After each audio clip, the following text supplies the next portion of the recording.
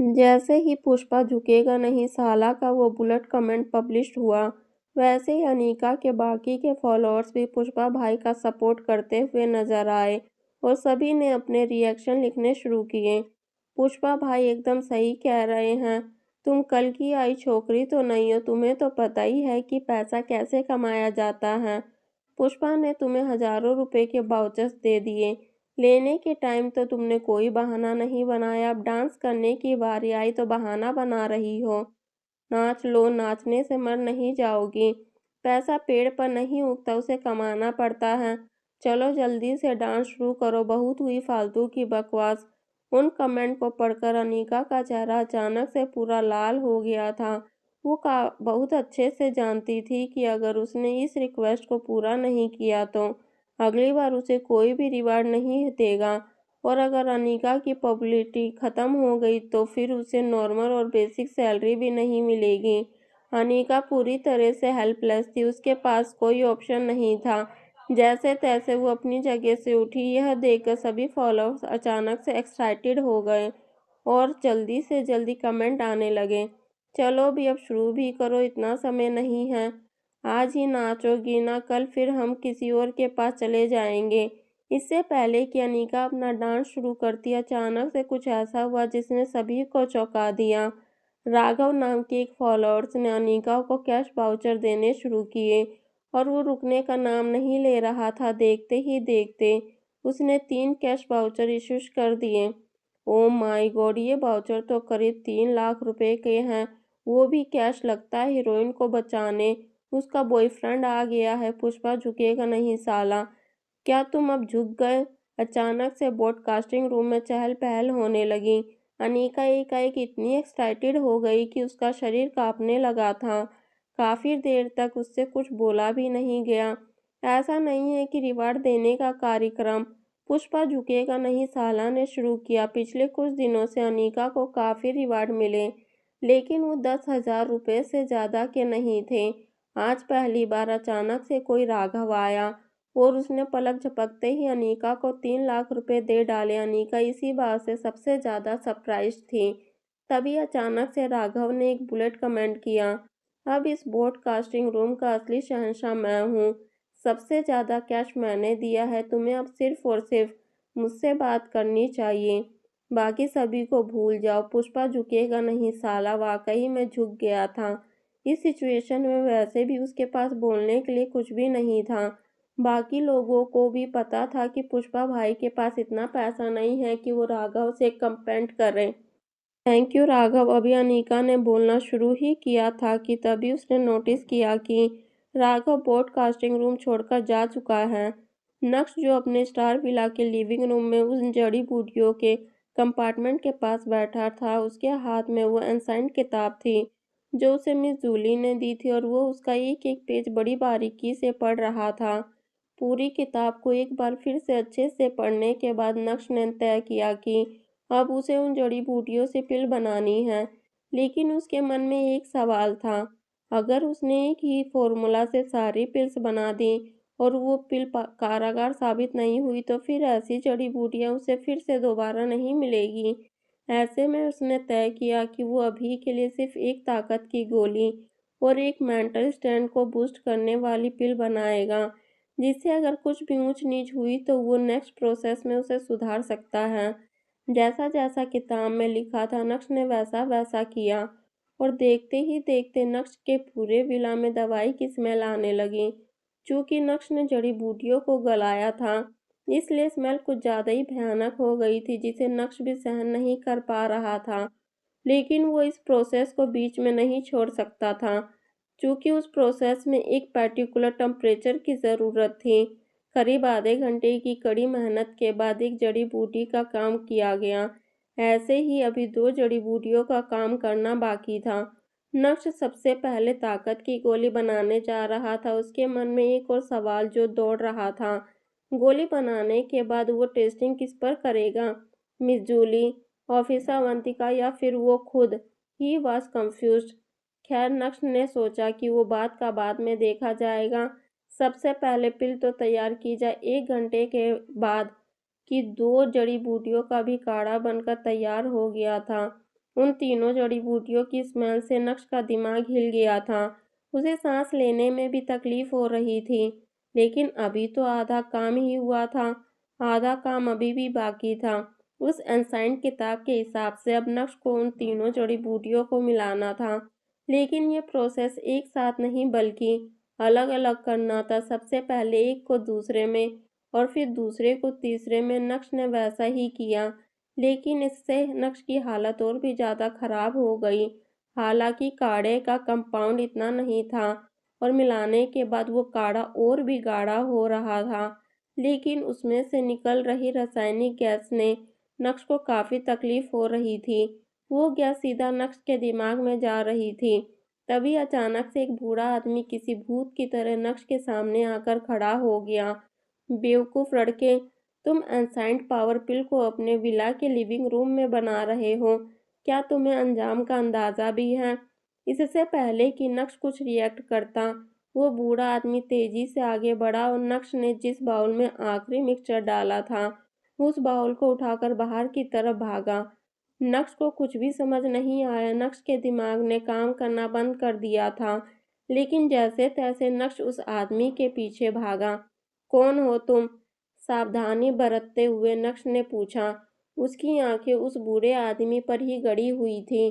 हालांकि नक्श के पैर अब थोड़े लड़खड़ाने लगे थे। वो अपना बैलेंस नहीं बना पा रहा था। उस बूढ़े आदमी ने नक्श के सवाल का कोई जवाब नहीं दिया, बल्कि आगे बढ़ते हुए नक्श को संभाला और बोला, तुम्हारे जैसी यंग जनरेशन में यही तो एक कमी है। अगर किसी चमत्कारी चीज़ के बारे में पता चलता है तो उसे बिना कुछ सोचे समझे, बिना कुछ जाने बस बनाना शुरू कर देते हैं। आगे का परिणाम क्या होगा, ये जानने का समय नहीं है, है ना? नक्श की आंखें अब धीरे धीरे भारी होने लगी थीं। आप कौन हैं? मैंने आपको ज्ञान देने के लिए नहीं, अपना इंट्रोडक्शन देने के लिए कहा है। मेरे घर में बिना मेरी इजाज़त के घुसने की तुम्हारी हिम्मत कैसे हुई? जल्दी बताओ, वरना अभी पुलिस को कॉल करता हूँ। एक तो वो आदमी नक्श की मदद कर रहा था, उसे संभाले हुए खड़ा था और ऊपर से नक्श उसी को दबाने की कोशिश कर रहा था। उस आदमी से बर्दाश्त नहीं हुआ और उसने एक ही झटके में नक्श को छोड़ दिया। पलक झपकते ही नक्श अपने गार्डन में गिर पड़ा। कर लो कॉल पुलिस को, और अगर तुम्हारा शरीर अलाउ करता है तो करो। नक्श बेहोश नहीं था। वो सब कुछ सुन पा रहा था और देख पा रहा था। उसे सब कुछ महसूस भी हो रहा था, लेकिन उसके शरीर ने हरकत करना बंद कर दिया था, जैसे मानो वो पैरालाइज्ड हो गया हो। नक्श ने अपने शरीर को हिलाने की बहुत कोशिश की, लेकिन वो कामयाब नहीं हो पाया। तभी अचानक से उसे उस बूढ़े आदमी का ज्ञान याद आया, जो उसने थोड़ी देर पहले नक्श को दिया था। मुझे मुझे क्या हो गया है? मैं हिल क्यों नहीं पा रहा हूँ? उठाओ, उठाओ मुझे। इम्पेशेंट होते हुए नक्श चिल्लाने लगा।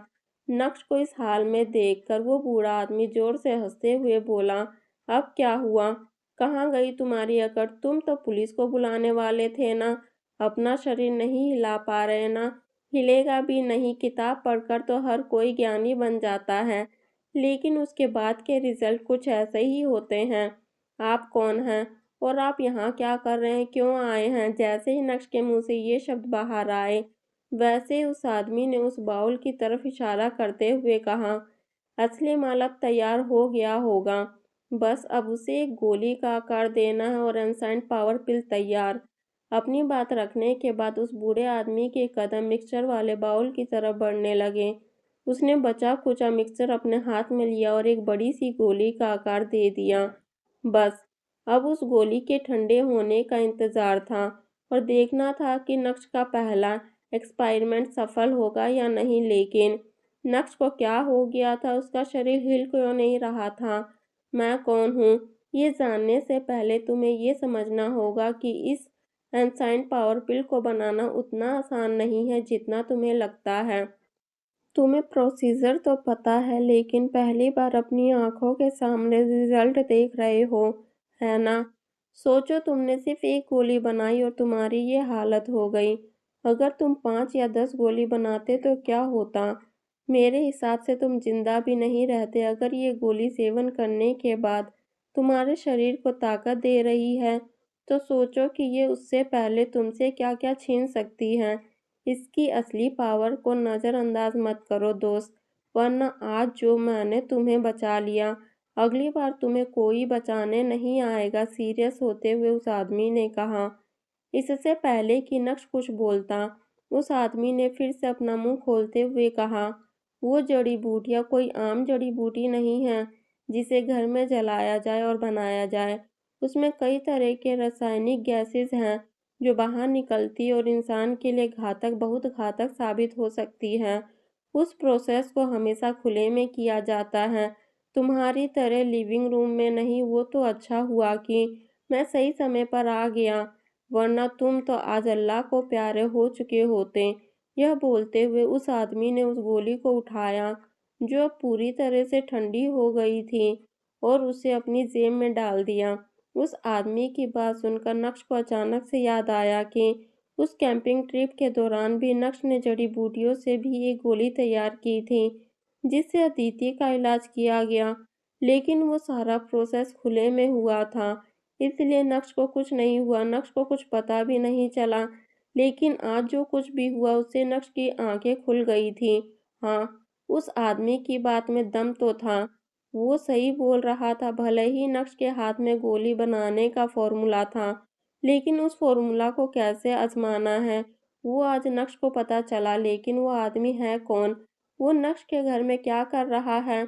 और क्या नक्श अब हमेशा के लिए पैरालाइज्ड हो गया है? कुछ ऐसे ही सवाल नक्श के मन में भी दौड़ रहे थे। मेरी जान बचाने के लिए आपका बहुत बहुत शुक्रिया, लेकिन क्या मैं जान सकता हूँ कि आप कौन हैं और आप मेरे घर में क्या कर रहे हैं? नक्श ने अपना शरीर हिलाने की कोशिश की, लेकिन उसका शरीर अभी भी उसका साथ नहीं दे रहा था और नक्श काफ़ी इरिटेट हो गया था। मेरी कोई खास पहचान तो नहीं है, पर तुम मुझे तुम्हारी तरह समझ सकते हो। द अल्केमिस्ट मॉडर्न ज़माने के अनसाइंड पावर पिल को मैं ही मार्केट में लेकर आया था। ये सुनते ही नक्श के तो जैसे होश ही उड़ गए थे। इसका मतलब जो मैंने ताकत की गोली बनाई थी, वो इनकी बनाई हुई थी। नक्श के दिमाग में सबसे पहले ख्याल यही आया। तभी अचानक से उस आदमी ने कहा, मैं जंगल में जड़ी बूटी की तलाश में गया था और मुझे जड़ी बूटियाँ मिल भी गई थी, लेकिन मेरे पास उन्हें बनाने का कोई रास्ता नहीं था। मैंने अपनी टीम को कॉल किया, लेकिन उन्हें आने में समय लगने वाला था। मैंने इंतज़ार करना ठीक समझा, लेकिन तभी कुछ आदमी आए और उन्हें ये जड़ी बूटियाँ मिल गई। वो अपने साथ उसे ले गए। मुझे लगा कि वो आदमी शेखावत परिवार के हैं, इसलिए मैंने उनका पीछा किया, लेकिन बाद में पता चला कि वो तो लीगल गैंग के लोग हैं। और फिर जब वो यहाँ आए तो मैं उनके पीछे पीछे यहाँ तक आ गया। जब तुमने पिल बनाने का प्रोसेस शुरू किया तो मैं तुम्हें देख रहा था, लेकिन अगर उस समय मैं तुम्हारे सामने आता तो पता नहीं क्या होता। शायद मेरी बात का कोई इम्पैक्ट भी नहीं पड़ता जितना अभी पड़ रहा है ना? यह बोलते हुए उस आदमी के चेहरे पर मुस्कान आ गई थी। क्या आप बता सकते हैं कि मुझे क्या हो गया है? क्या अब मैं पूरी ज़िंदगी ऐसे ही रहने वाला हूँ? क्या आपके पास इसका कोई इलाज है? हेल्पलेस फील करते हुए नक्श ने उस बूढ़े आदमी से पूछा।